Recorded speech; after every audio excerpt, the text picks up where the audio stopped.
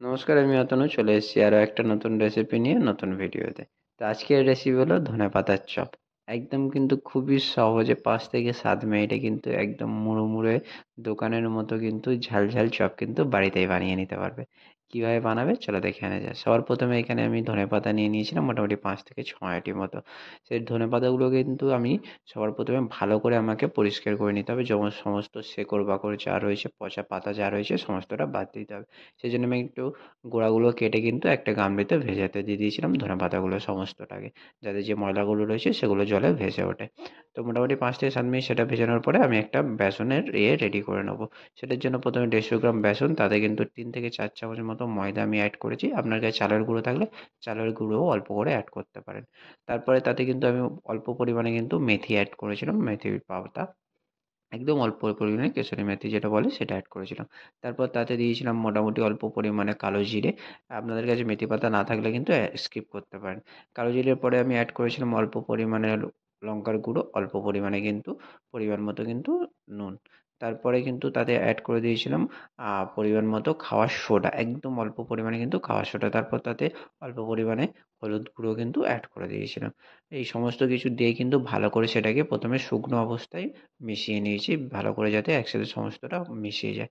তারপরে তাতে কিন্তু অল্প করে কিন্তু জল দিতে ভালো করে কিন্তু একটা ব্যাটার তৈরি করে নেবো। আর একসাথে কিন্তু জল দেবো না এখানে, কেননা একসাথে জল দিয়ে দিলেই কিন্তু সমস্ত বেসনটা মানে শক্ত মতো ডালা পাকিয়ে যাবে। সেই জন্য একদম অল্প করে জল দেবো, আর এটা ভালো করে কিন্তু মাখাতে থাকবো। আমার কাছে এই মাখানোর যে সেটা আছে বলে নিয়েছি, আপনারা কিন্তু হাত দিয়েও মাখাতে পারেন, কোনো সমস্যা নেই। তো যাই হোক, এইভাবে কিন্তু অল্প করে জল দিয়ে সমস্তটা কিন্তু ব্যাটারটা কিন্তু ভালো করে ফেটিয়ে নেবো। বেশি পরিমাণে জল লাগবে না, কেননা অল্প করে যেহেতু জল দিচ্ছি সেই জন্য অল্প করে দিয়ে ভালো করে একদম কিন্তু ফেটালে বেসন লাস্টে কিন্তু পাতলা হয়ে যায়। বেশি যদি জল হয়ে যায় তাহলে কিন্তু সেটা আপনাদের মানে কোনো কিছুর সাথেই তেলের গায়ে কিন্তু দিলে তেল কিন্তু ছেড়ে দেবে। তো সেই জন্য অল্প করে জল দিয়ে মোটামুটি অল্প জলেই কিন্তু হয়ে যায় ফেটানোটা।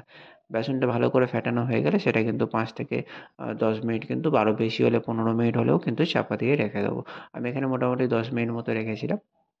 বেসনটা চাপা দিয়ে রাখলে কিন্তু ক্রিস্পিনেস সেটা কিন্তু ভালো আসে যেকোনো খাবারে, চপে বা যেকোনো এতেই। তো যাই হোক, মোটামুটি 10 মিনিট পরে কিন্তু মোটামুটি আমি কড়াইতে তেল দিয়ে দেবো। মোটামুটি একটু বেশি পরিমাণে সাদা তেল আমি ইউজ করেছি, যেহেতু তেলে ভাজা একটু বেশি তেলেই হয়। তো যাই হোক, তেলটা গরম হয়ে গেলে তাতে কিন্তু ধনেপাতা যেগুলো আমি আগে থাকতে পরিষ্কার করে রেখেছিলাম সেগুলো কিন্তু বেসনে ভালো করে কিন্তু ডিপ করে নেবো, মানে চুবিয়ে নেবো ভালো করে যতটা সম্ভব হবে।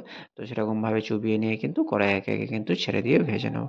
ব্যাস এইভাবেই কিন্তু সমস্ত বড়াগুলো বা সমস্ত চপগুলো কিন্তু ভাজতে শুরু করে দেবো। মোটামুটি কিন্তু তেলটা যখন গরম হয়ে যাবে তখন কিন্তু আমাদেরকে ধনেপাতার যে সেগুলো কিন্তু ছাড়তে হবে। কিন্তু মনে রাখবেন, একবার ছাড়া হয়ে গেলে সেই ফ্লেমটাকে কিন্তু গ্যাসের ফ্লেমটাকে কিন্তু আমাদেরকে লো করে দিতে হবে। না তো কিন্তু পাতাগুলো কিন্তু পুড়ে যাবে, মানে বেসনটা কিন্তু পুড়ে যাবে। তো সেই জন্য কিন্তু ভাজার আগে কিন্তু হাই ফ্লেমে, মাঝখানে কিন্তু লো ফ্লেমে আস্তে কিন্তু সমস্ত যখন এরকম লাল হয়ে যাবে তখন কিন্তু আমাদেরকে তুলে নিতে হবে। একদম কিন্তু লাল করেই তুলতে হবে, না তো কিন্তু ক্রিস্পিনেসটা আসবে না। তো দেখতেই পাচ্ছ এখানে একদম লাল হয়ে গেছে। তারপরে কিন্তু আমি সমস্তটা এইভাবে তুলে নিয়েছি। এরকমভাবে কিন্তু সমস্ত ধনেপাতাগুলো আমি ভেজে নেবো। নিলেই কিন্তু আমাদের ধনেপাতার একদম ক্রিসপি চপ কিন্তু রেডি হবে। সন্ধ্যেবেলা কিন্তু মুড়ি দিয়ে এই চপ আর চা একদম কিন্তু আমাদের বাঙালিদের পুরো একদম মানে সন্ধ্যেবেলার খাবার কিন্তু জমে যায়। তো এরকমভাবে কিন্তু তোমরা খুব সহজেই কিন্তু ধনেপাতার চপ বাড়িতে বানিয়ে নিতে পারো। ভিডিওটা কেমন লাগলো আমাকে অবশ্যই কমেন্ট করে বলো। আর তোমরাও কিন্তু অবশ্যই বাড়িতে বানিয়ে খেও। আর গত 2 দিন ধরে কিন্তু বাড়িতে গ্যাস শেষ হয়ে গেছিলো বলে আমি ভিডিও আপলোড করতে পারিনি। Long video, short video upload করেছিলাম।